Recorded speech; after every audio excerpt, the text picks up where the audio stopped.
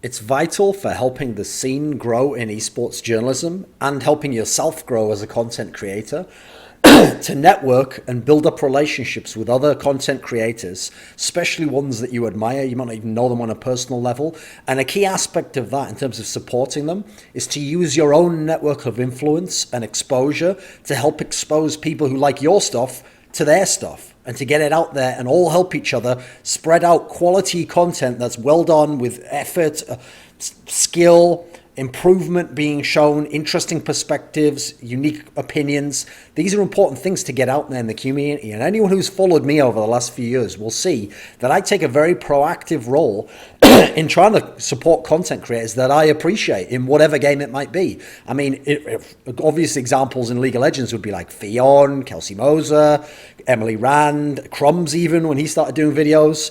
In other games, StarCraft 2, CSGO, we've got people like Stu Chews, obviously a guy who kind of found over the last few years. There's a guy actually in CSGO right now who's not very well known, but he's a very good writer called Wallaby Beetle. I mean, he's not very good, but he's good, and he's certainly showing some promise, and he's got his own perspective that kind of makes sense, and you can see like a consistency between his articles, and he always comes with a fresh perspective on things.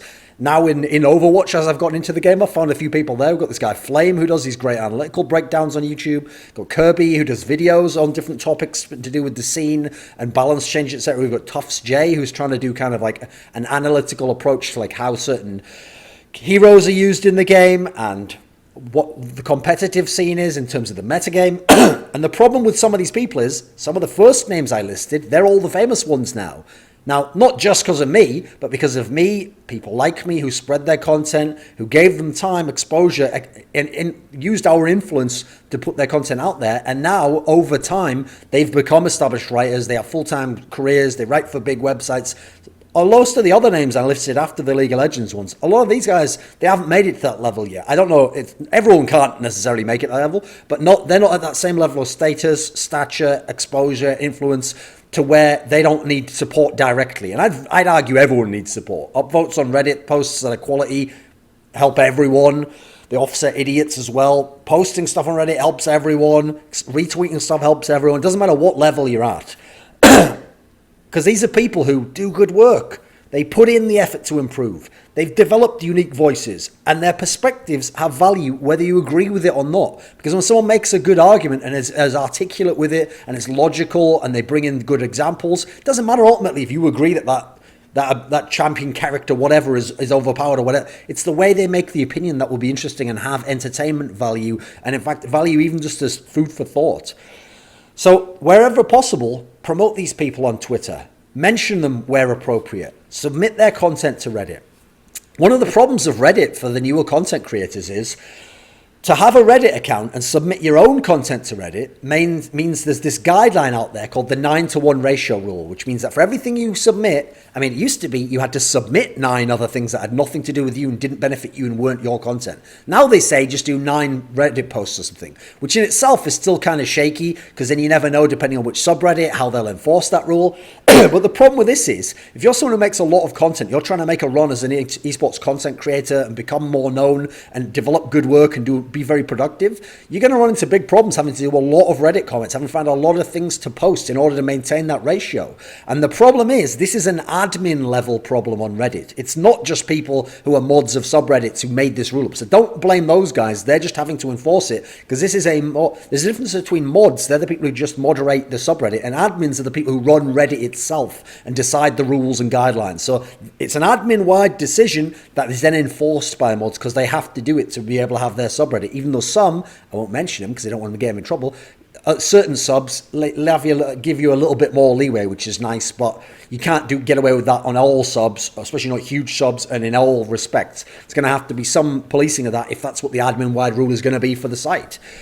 So one of the issues is people who make quality content don't necessarily want to just make a load of throwaway comments and have it be almost like spam or just more signal noise out there. But they're going to have to some degree. They're going to have to put out a lot of comments they wouldn't naturally put out to be able to do their content.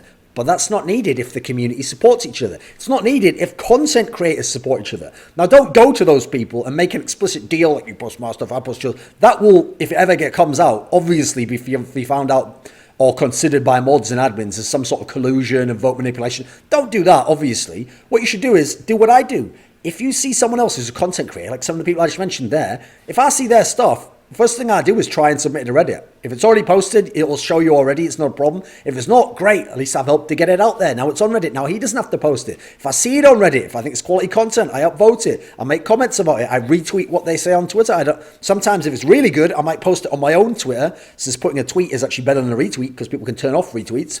But most of the time, I'll retweet their content. That way people see their account and people might follow them as well. And in general, I do my best to support and to get out there and get more exposure for what I think is quality content. So if the community supports itself, if these newer content creators themselves think about this and they look at the other guys up there that are new who are quality people grinding away as well, and they submit each other's stuff like, oh, I thought that guy did a really good job and he submits that same mentality working its way through the scene and everyone submitting all this stuff on exactly how Reddit's supposed to work. Like you see good stuff, you submit it because you think other people will enjoy it. That mentality, if applied by content creators as well, will take care of everyone.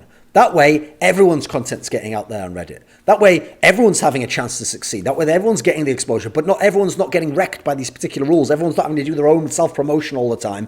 There's a community here. There's a network going on here. Not an official network, not a movement in that sense, but it's a network in terms of people who think alike and are taking similar behavior that benefits all of us and increases chances of success and exposure for all of us, which has got to be a product of what we're doing. Sure, the main thing what we do is trying to create good content, get better at that, articulate ourselves better, communicate complicated ideas in a simple fashion for people who are more casual. But ultimately, the byproduct we want is success on some level. It's a good piece. People enjoy it. The right people who want to enjoy it get to see it by exposure, influence.